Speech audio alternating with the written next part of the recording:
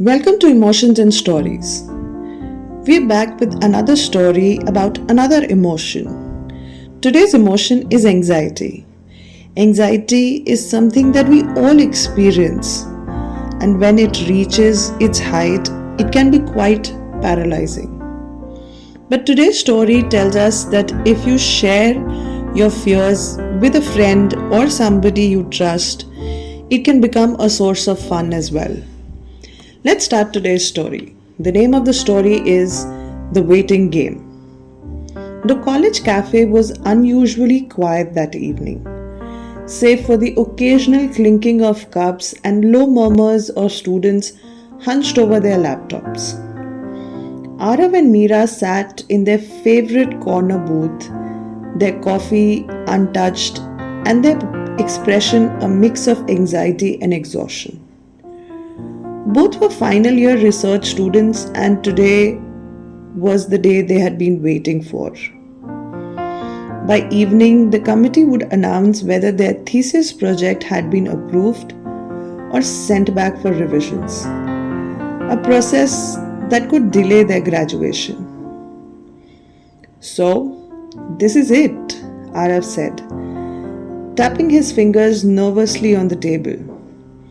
By tonight, we will know if we are geniuses or total failures. Meera snorted. Speak for yourself. I already feel like a big failure.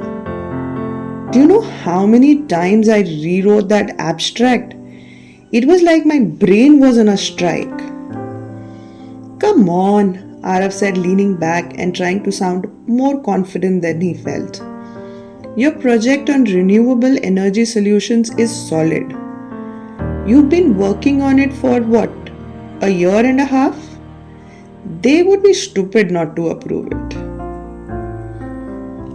Meera gave him a weak smile and said, Your AI-driven educational model? You've practically been married to that idea since what, second semester? If they don't approve it, then this whole institution needs to rethink about its standards.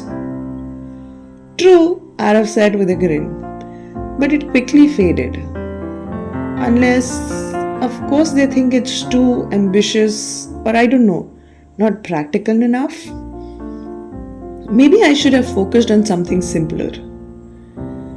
Meera rolled her eyes. Here we go again.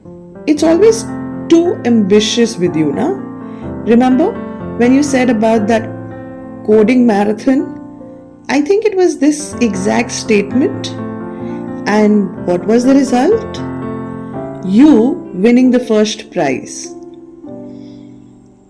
Arav waved his hand and said, That was different.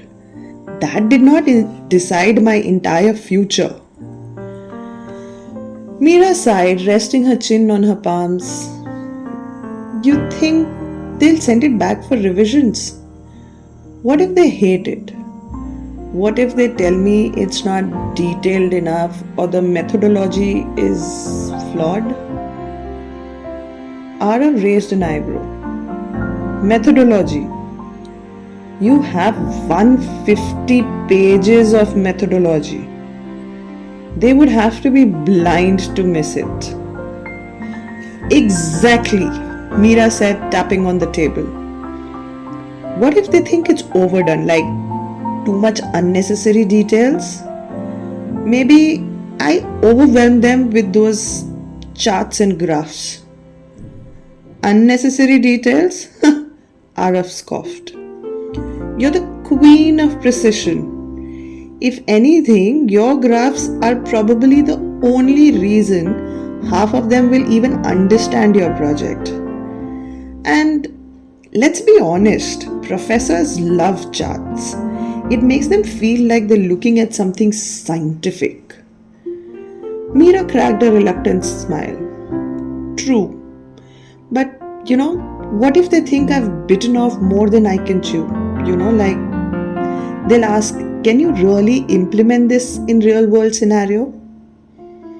Oh, come on, Arav said, leaning forward. Your project is about solving real world problems, Meera. Renewable energy isn't exactly a hypothetical dreamland. I think, if anything, they will probably ask, when can you start putting it into action? Meera tilted her head, studying Arav. Okay, but let's talk about you for a second. Your AI model for personalized education, it's brilliant. But don't you think some of the committee members might feel, I don't know, intimidated? Like, this kid thinks he's about to revolutionize the education system. Arav frowned, staring at Meera. I was just trying to encourage you and motivate you, and this is what I get? What are you saying? That they'll reject it because it's too good? No. Meera raised her hands defensively. I'm just saying, what if they think it's too futuristic? You know how these academic panels can be. They, might want something more grounded. Arav groaned. Great. Now I'm imagining Mr. Menon glaring at me and saying, this isn't a sci-fi convention, Mr. Arav. He started rubbing his temple. Why did I have to choose AI? I should have stuck with something safer, like data analysis. Everyone loves data analysis. Sure, Meera said, smirking, because nothing screams groundbreaking research like pie charts and bar graphs. They both fell silent for a moment, the weight of the situation sinking in, their thoughts spiraling into all the worst case scenarios, hoping against hope that the wait would be over soon. What if they don't just reject it? Arav muttered. What if they think it's so bad they tell me to start over, like scrap the whole thing and pick up a new project? Meera gasped theatrically. Oh my god, that could happen to me too. Imagine them saying, nice try, Meera, but this isn't what we were looking for. Better luck next year. Arav clutched his chest. Next year? I can't wait that long. My parents will disown me. They will say, Arav, son, we thought you were brilliant, but apparently you're just another aimless dreamer. And my parents will probably say, Meera, why didn't you just become an engineer? Renewable energy? Who told you to save the planet when you can't even save your own grades? Meera mimicked her mother's voice, raising it an octave. They stared at each other for a beat before bursting into laughter. The absurdity of their spiraling thoughts was too much to handle. You know, Arav said, wiping a tear of laughter from his eyes, we're probably being ridiculous. Chances are they're not sitting there plotting ways to destroy our lives and careers. Meera nodded, catching her breath. Right. They're just academics doing their job. If they have any criticisms, it is to make our work better. They are not out to get us, Exactly, Arav agreed, leaning back. And let's be real, our work isn't that bad. We've put in years of effort. They can't just, dismiss it like that. Meera smiled. Yeah. And even if they ask for revisions, it's not going to be the end of the world. We can handle it. Absolutely, Arav said. We're resilient. We're problem solvers. We are still waiting for an email that could potentially ruin our lives, Meera said, interrupting and her smile fading with this. Oh God, what if the email comes while we're sitting here and because of network issues we can't get it? Arav checked his phone instinctively. Nope, nothing as yet. As if on cue, Mira's phone buzzed. They both froze, staring at the glowing screen like it was a ticking time bomb. It's here, Mira whispered. Open it, Arav urged. No, you open yours first. Your phone buzzed, dummy, not mine. After what felt like an eternity, Mira took a deep breath and opened the email. Her eyes darted across the screen, her face completely unreadable. Well, Arav asked, his voice high-pitched with panic. What does it say? A slow smile spread across Mira's face. Approved! My thesis is approved! Arav let out a whoop of relief. I told you, I knew you were a genius. Mira laughed, her tension melting away. Come on, your turn now. Check your phone. Arav's phone buzzed next. He stared at it for a moment, his hands suddenly clammy. What if it's bad news? Let's wait for some time. It won't be, Mira said firmly. Come on, open it.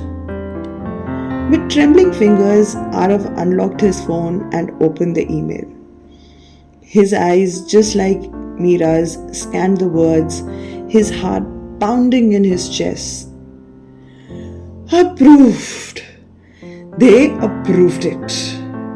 Mira cheered, throwing her arms around him. I knew it, see? We both survived. Arav grinned, the weight of the day finally lifting off his shoulders. You were right. All that panic, doomsday scenarios, for nothing. Well, maybe not nothing, Mira teased. It gave us some entertaining doomsday scenarios to laugh about. Arav chuckled. True. But next time, remind me to keep snacks handy. Anxiety is quite exhausting. Mira raised her cup now with the coffee turned cold in a mock toast. To surviving the waiting game and to our genius projects. Cheers, said Arav, clinking his cup against her. And let's never do this again. Agreed, Mira said, laughing.